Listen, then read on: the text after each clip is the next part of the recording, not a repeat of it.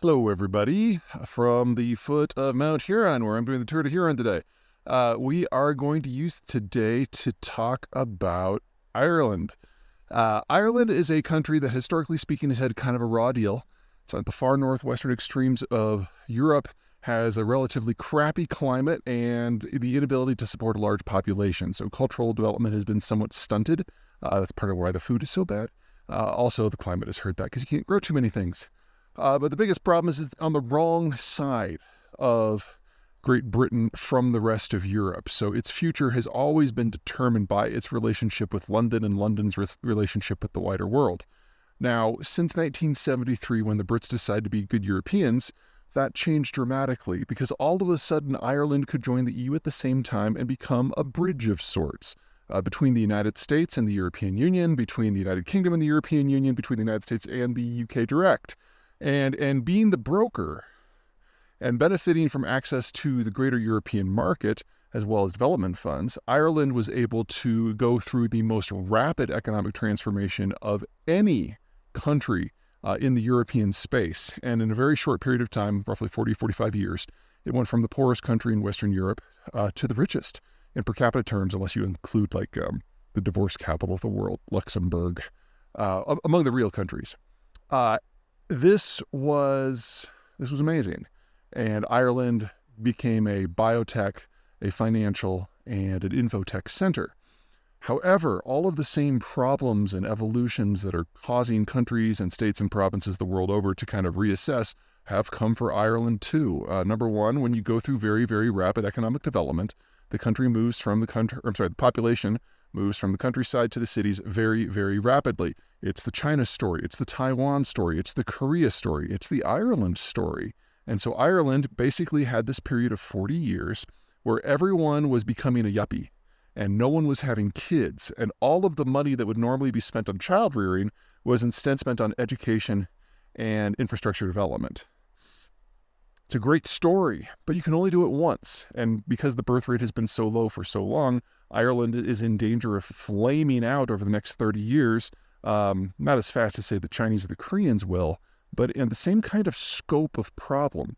Second, Ireland is a bridge, and when the UK left the EU, that was a big flashing red siren. Because if the UK is going to negotiate its own deals, then it's going to have independent access to all of these places. And all of a sudden, the bridge that is Ireland doesn't matter so much.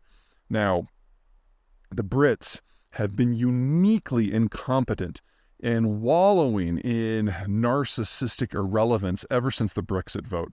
They've refused to admit that the only path forward for them is a crippling deal with the United States that will give them access to the NAFTA system, but at the cost of any sort of economic sovereignty. Until they accept that, Ireland is still the bridge. And so we're kind of in bonus time. We're kind of in a grace period right now.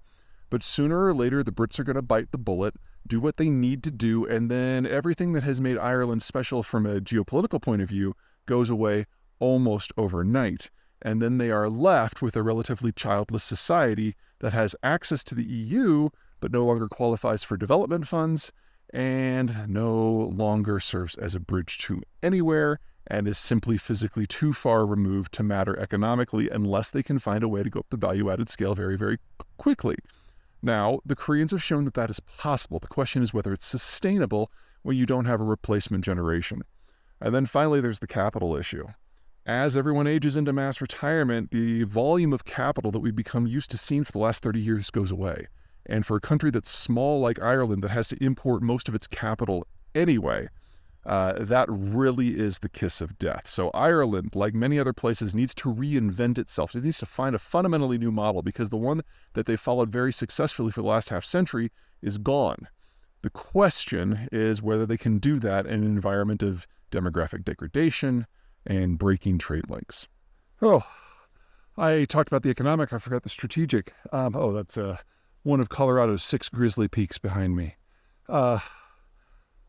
Ireland only has strategic options as London allows. And in the post-1973 era, when the Brits have been European and, for the most part of the EU, that's been wonderful. That's not the case anymore.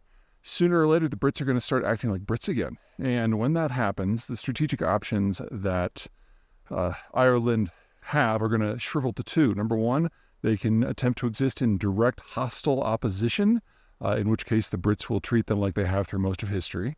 Or number two, they can seek some sort of partnership or de facto suzerainty relationship where London calls most of the big strategic moves. We're not there yet, and even if the Brits decided that they had a master plan today, it's not like it's going to happen soon. But Britain does have the world's third most powerful navy. What you're looking for us to get to a point where this might actually be an issue is the Brits able to operate their navy independently of the United States. Because of budget cuts and austerity and economic crises, military spending in Britain has been redirected towards land operations as part of the War on Terror, and yet they never gave up on the two supercarriers that they're now operating, the Queen Elizabeth class. But they lack enough supporting naval vessels to provide independent carrier groups. So the Americans are providing that, which means that the Americans have not a veto capability over the British Navy, but the ability to direct it completely. And as long as that is the case, the Americans think fondly enough of the Irish that London won't be able to act like it normally does towards Dublin. This is not for forever. Eventually, the Brits are going to come back into their own, and this will be the strategic question for the Irish.